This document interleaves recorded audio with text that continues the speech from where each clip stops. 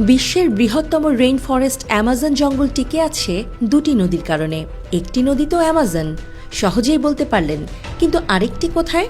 Amazon বনের ফুলে ফেঁপে ওঠার পেছনে ভূপৃষ্ঠে অবদান রাখে অ্যামাজন নদী ও এর উপনদীগুলো। তবে বনটির সুবিশাল বৃক্ষরাজির ওপরে আকাশপথে বয়ে চলছে আরেক জলপথ। উড়ন্ত ওইসব নদী চোখে দেখা যায় না, কিন্তু পৃথিবীতে জীবনের জন্য অপরিহার্য সেসব নদী। বোঝা যাচ্ছে না? বুঝিয়ে বলছি। বৃষ্টি মাটিতে প্রবেশ করার সাথে সাথে গাছগুলো তাদের শিকড়ের মাধ্যমে পানি টেনে নেয়। পুষ্টির জন্য নিজেদের কাণ্ডের মধ্য দিয়ে ওই পানি ওপরে তোলে। পাতা এবং ডালপালা দিয়ে বাষ্প আকারে সেই পানির বাড়তি অংশ বাতাসে ছেড়ে দেয়। অ্যামাজন বনে একটি পূর্ণবয়স্ক বৃক্ষ দিনে 200 থেকে 1000 লিটার পানি বাতাসে ছাড়ে। এত পরিমাণ জলীয় বাষ্প দ্রুতই বিপুল পরিমাণ আর্দ্র বাতাস তৈরি করে, যা ক্রমাগত বনের গাছগুলোর ওপর দিয়ে বয়ে চলে। একে তো উড়ন্ত নদী বলাই যায়। এই বায়বীয় জলপথ দিয়ে প্রতিদিন প্রায় 20 বিলিয়ন টন পানি বয়ে যায় বাতাসে ভর করে। সমুদ্রে অ্যামাজন নদী প্রতিদিন যে পরিমাণ পানি যুক্ত করে, আকাশপথের নদী দিয়ে তার চেয়েও বেশি পরিমাণ পানি বয়ে যায়। বিষুবরেখা বরাবর বাণিজ্য বায়ু পূর্ব থেকে পশ্চিমে প্রবাহিত হয়।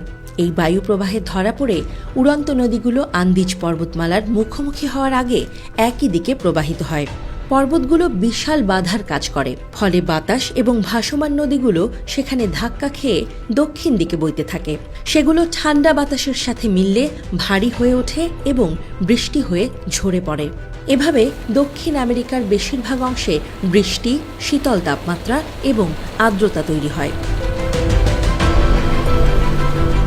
কিন্তু দিন বদলাচ্ছে, এসব আকাশ নদী হুমকির মুখে। কৃষি ও শিল্পের জন্য অ্যামাজন জঙ্গল কেটে সাফ করার ফলে উড়ন্ত নদীগুলো শুকিয়ে যাচ্ছে, ফলে দক্ষিণ আমেরিকা জুড়ে খরা এবং তাপমাত্রা বেড়েছে। এভাবেই চললে কয়েক দশকের মধ্যে মহাদেশটির বিভিন্ন অংশ মরুভূমিতে পরিণত হতে পারে। পেরুতে অবস্থিত অ্যামাজন বনের উত্তর পশ্চিমাঞ্চলে ওয়াম্পিস জাতির বাস।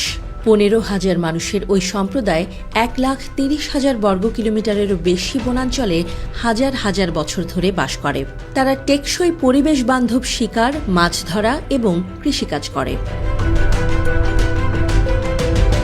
এই রেইন ফরেস্ট রক্ষা করতে দীর্ঘকাল ধরে বনদস্যুদের বিরুদ্ধে লড়ছে তারা ইনকাদের আগ্রাসন ঠেকিয়েছে। পরবর্তীতে স্প্যানিশ উপনিবেশবাদীদের হাতে রেইন ফরেস্ট শোষণ ঠেকিয়ে তাদেরকে তাড়িয়েছে। আজও ওয়াম্পিস জাতি খনি শিল্পের সাথে লড়াই করছে। 1960 সাল থেকে পেরুর সরকার স্বর্ণখনি এবং তেল উত্তোলক কোম্পানিগুলোকে ওয়াম্পিস অঞ্চলে খনন চালানোর লাইসেন্স দিয়ে আসছে। এতে অ্যামাজন রিভার সিস্টেম বিষাক্ত হয়েছে, হাজার হাজার গাছ মরেছে, ওয়াম্পিস জীবনধারা হুমকির মুখে পড়েছে। 2015 সালে ওয়াম্পিস জাতির স্বায়ত্তশাসিত আঞ্চলিক সরকার গঠন করার পর ওয়াম্পিসরা ভূমির সমষ্টিগত মালিকানা, সাংস্কৃতিক সংরক্ষণ এবং প্রাণী, উদ্ভিদ এবং বাস্তুসংস্থান সংরক্ষণকে অগ্রাধিকার দেয়, যা রেইন ফরেস্ট রক্ষা করে। ওয়াম্পিস জাতির সংরক্ষণ করা আর্দ্র বন আমাদের আলোচ্য উড়ন্ত নদী চক্রের জন্য অত্যন্ত গুরুত্বপূর্ণ। সেখান থেকে প্রতিদিন 34 মিলিয়ন লিটারের বেশি পানি প্রবাহিত হয়, যা পেরু, ইকুয়েডর এবং কলম্বিয়ার আকাশপথে প্রবাহিত হয়। অ্যামাজনকে প্রায়ই আস্ত একটি প্রাণীরূপে বর্ণনা করা হয়, যেটি বড় হয়, মারা যায়, কার্বন ডাই অক্সাইডে শ্বাস নেয় এবং অক্সিজেন ত্যাগ করে।